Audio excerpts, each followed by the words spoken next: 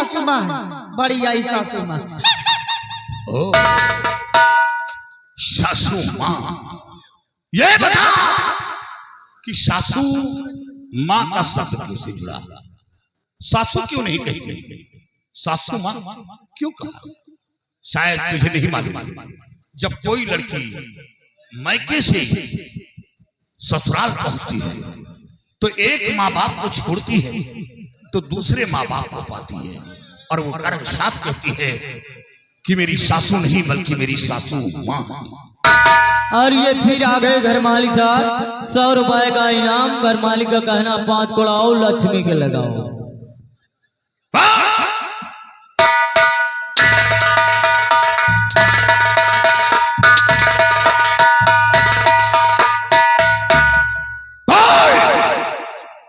और यही अंधी सास तेरे टोली के पीछे पीछे भागी होगी कि मेरे घर सासू माँ नहीं, वो मेरे यहाँ ऐसे कहा होगा कि मेरे घर लक्ष्मी आ रही है, बहू नहीं। और आज उसी अंधी माँ को तूने दर्द की ठोकरें खिलाया। नाला थे ऐसी नारी पर अपनी माँ का कोख गंदा कर दिया जो उसकी कोख से जन्म लिया। और ये लड़की कौन है? और ये आ गए राम सुख मौर्य। घर मालिक को 100 रुपए को उपहार, 10 रुपए का इनाम। ये मेरी ननद है। ननद, ननद का मर्तबा तो बहुत बड़ा होता है, बहुत बड़ा होता है। जब कोई लड़की मायके से रुखसत होकर ससुराल पहुंचती है तो सबसे पहले ननद का सहारा लेती है। हर रास्ते को बताने वाली ननद होती है। आगे आगे ननद चलती है तो पीछे भाभी चलती है। इतना ही नहीं, जब माँ बाप और भाई भाभी पर कोई कष्ट आता है तो सबसे पहले ननद दाखिला देती है। याद रखी, अपने बच्चे को ठुकरा देती है, अपने पति को ठुकरा देती है, और नंगे पैरों अपने माँ बाप और भाई के घर को रवाना हो जाती है। वो अपने माँ बाप, अपने भाई भाभी की एक बात ससुराल में बर्दाश्त नहीं कर पाती, सीधे माँ बाप के घर रवाना हो जाती है। ननद का मर्तबा कि तुझे क्या मालूम, ये वो ननद है। तेरे पति की जान बचाने के लिए मेरी बंदूक के सामने आ गई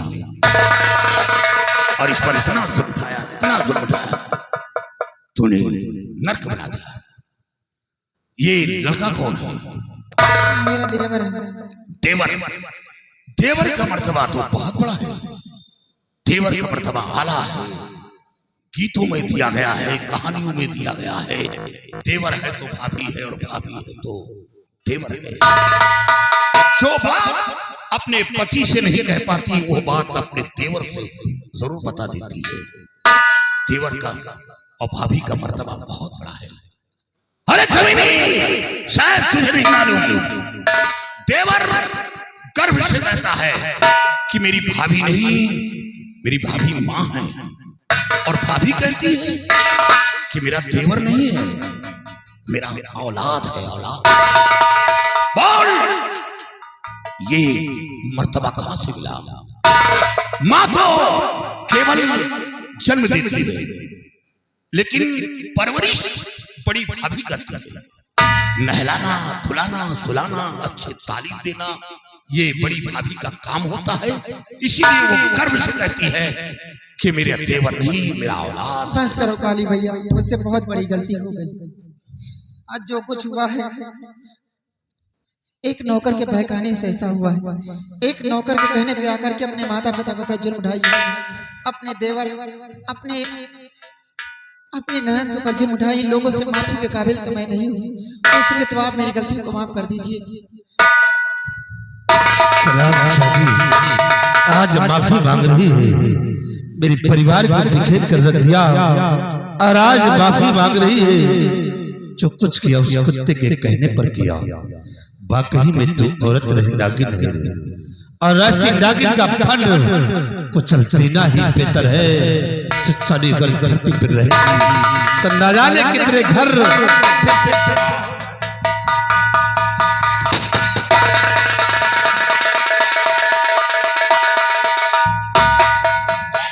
बहुत अच्छा हुआ, बहुत अच्छा हुआ विमल सिंह।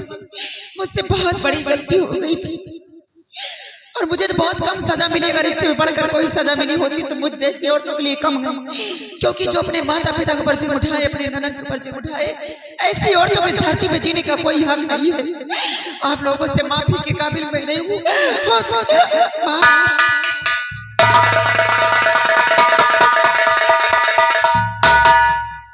धन्य काली से आज जो आप इस काले लिबास सिवाकर मुझ जैसे बिगड़े हुए इंसान को आपने नसीहत दिया, मैं आपका सदा आभारी हूँ। काली से हो सके तो मेरी गलती को माफ कर दीजिए। मैं आप सबके गुनाहों की क्षमा मांगता हूँ, मुझे माफ कर दीजिए। अपने गुनाहों की माफी मुझसे मांग रहा है। मैं कौन होता हूँ तुझे माफ करने वाला? गुनाह जो किया अपने माँ बाप के साथ किया, मेरे साथ गुनाह किया, माफी मांगना है तो अपने बूढ़े बाप और अंधी माँ से मांग। मैं कौन तुझे माफ करने वाला? काली से कहते हैं, लेकिन कैसे लोगों से माफी मांगू? चिने वाला बुरा कहा हो, घर से बेघर किया हो, तो आज कैसे लोगों से माफी मांगू? अब तो मैं माफी के योग्य नहीं। बाबूजी हो सके तो मेरी गलती को माफ कर दीजिए। मैं आप लोगों से अपने गुनाहों की क्षमा मांगता हूँ। माँ, भैया, बहन, बाबूजी माफ कर दो मेरी गलती को।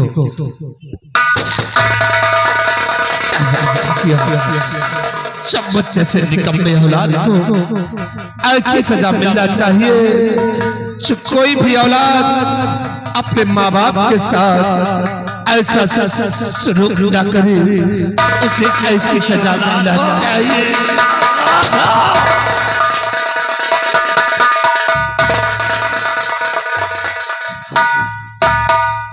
औलाद के राज की औलाद। दादाजी ये आपने क्या किया? अपने बेटे को जान से खत्म कर दिया। हाँ बाबूजी, बहुत हुई जो आज जान से खत्म कर दिया। अगर यही बंदूक बहुत पहले उठा लिया होता और इस नालायक को मार दिया होता तो आज हमारे घर का बंटा ठार नहीं होता, एक जमींदार भिखारी नहीं बनता, हमारी बिटिया रंडियों के कोठे पे नहीं पहुंचती। बहुत पहले बंदूक उठा लेना चाहिए था, लेकिन एक बाप के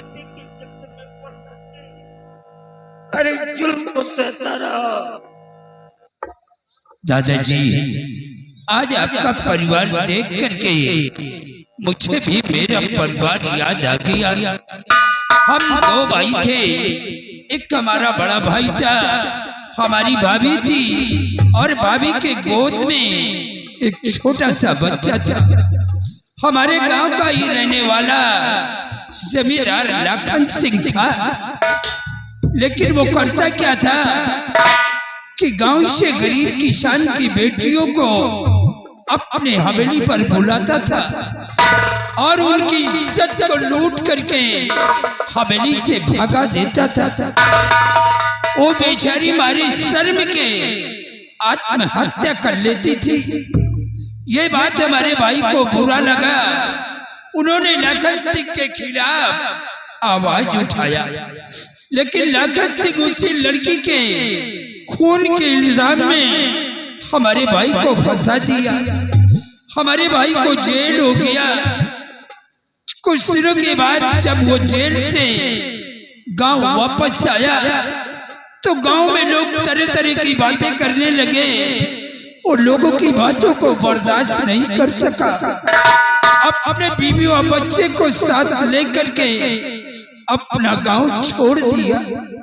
भाई के जाने के बाद हमने उन लोगों की बहुत तलाश किया, लेकिन आज तक उन लोगों का कोई पता नहीं चला कि वो लोग संसार में जिंदा हैं यज्ञ खत्म हो गए। आपके भाई का नाम क्या था? हमारे भाई का नाम रणधीर सिंह था। रणधीर सिंह? तो इसका मतलब कि मेरा पिछला परिवार मिल गया। चाचा जी, क्या? मैं कोई और नहीं बल्कि रणधीर सिंह का बेटा काली सिंह। मरने से पहले मां ने सब कुछ बता दिया। आज तक अपने परिवार से महरूम था।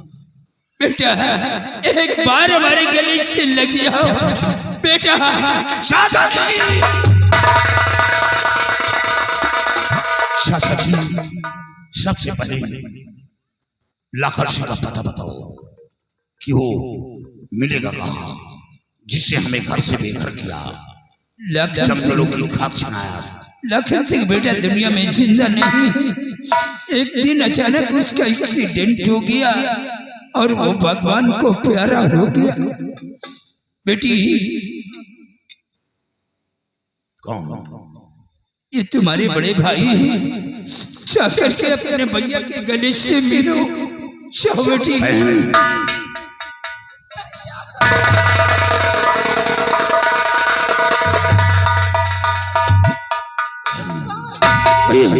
देख, आज तक तेरे भाई की कलाई सुन गई।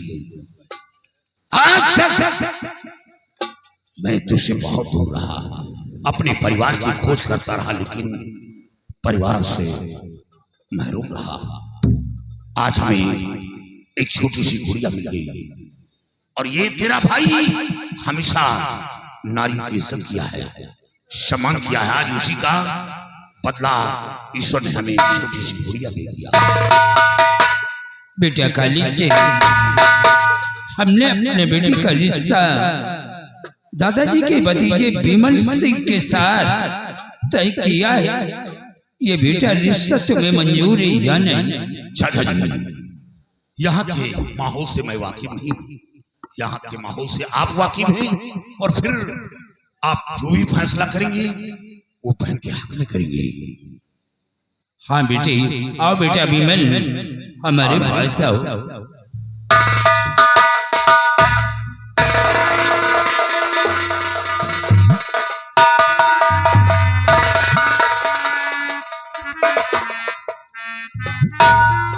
और बेटा काली से अब तुम्हें कहीं जाने की जरूरत नहीं। ये काली वर्दी उतार कर फेंक दो और चल करके हवेली पर हमारे साथ रहो। नहीं चाचा जी, मैं अटेंडेंट इस लड़की को लेकर यहाँ आया हूँ, और हाँ, हमें खुशी है कि बाकी की जिंदगी मैं अपने परिवार के साथ बिताऊंगा, लेकिन पहले घाटी पर जाऊंगा, अपने साथियों से बात करूंगा, अपने आप को कानून के हवाले करूंगा। बाकी की जिंदगी मैं अपने परिवार के साथ बिताऊंगा। और बाबा, ठीक है।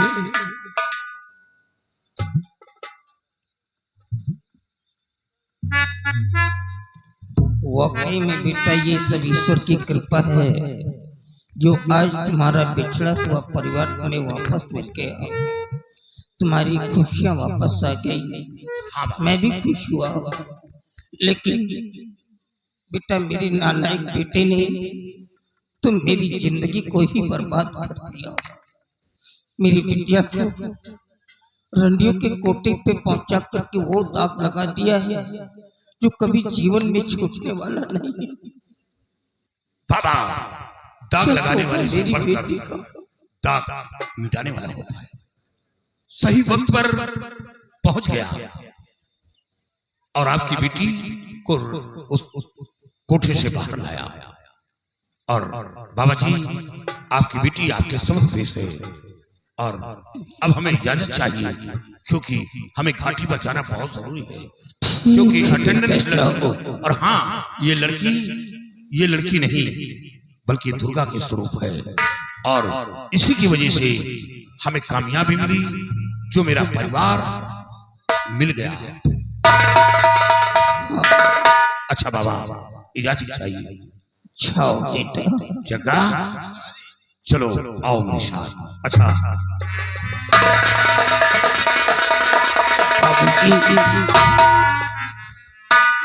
आपका एहसान मैं जब तक जिंदा रहूंगा नहीं भूलूंगा।